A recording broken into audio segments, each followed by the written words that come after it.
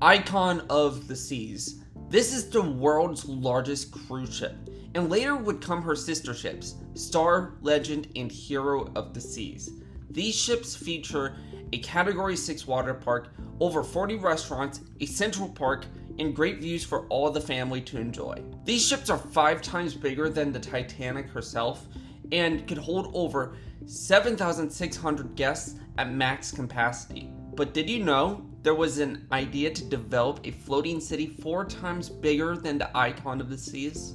This is the Freedom Ship, a literal floating city proposed in the late 1990s by engineer Norman Nixon.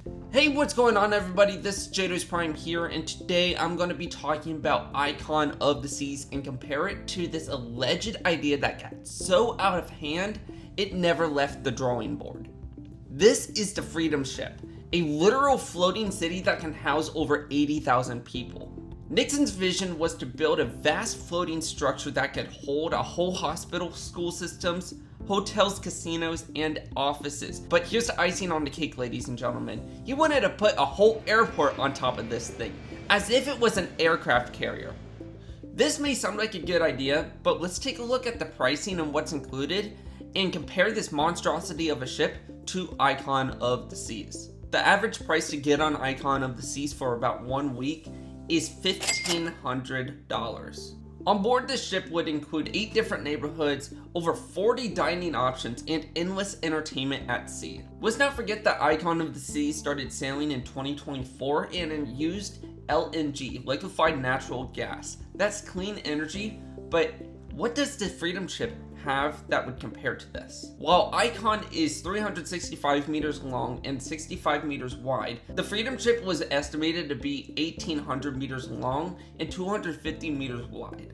To start with the obvious, the ship never became a reality purely because of the price itself, but there was multiple different issues. In 1999, the estimated cost was around $6 billion.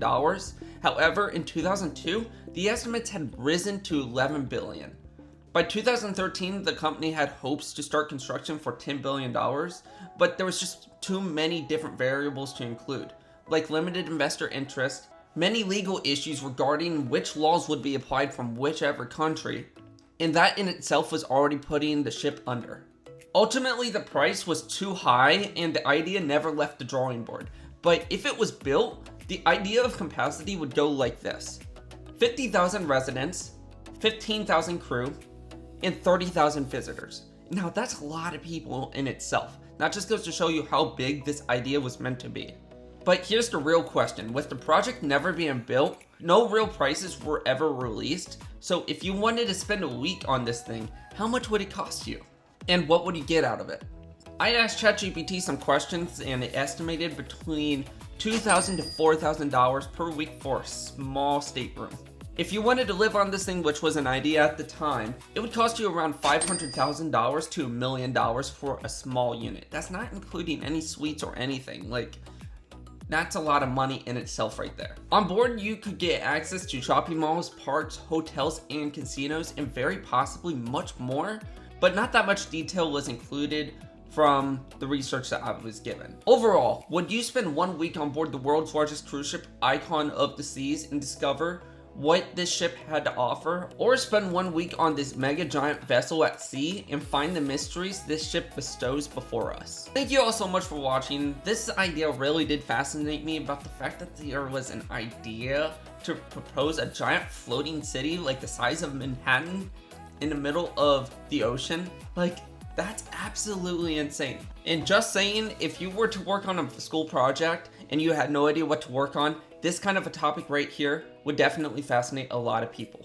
So tell me down in the comments below, which one would you go on? The Freedom Ship that never came into a reality, or the Icon of the Seas, which has multiple different food options? Consider hitting that like and subscribe button and click that bell icon so that you never miss a video. Until next time everybody, stay cruising.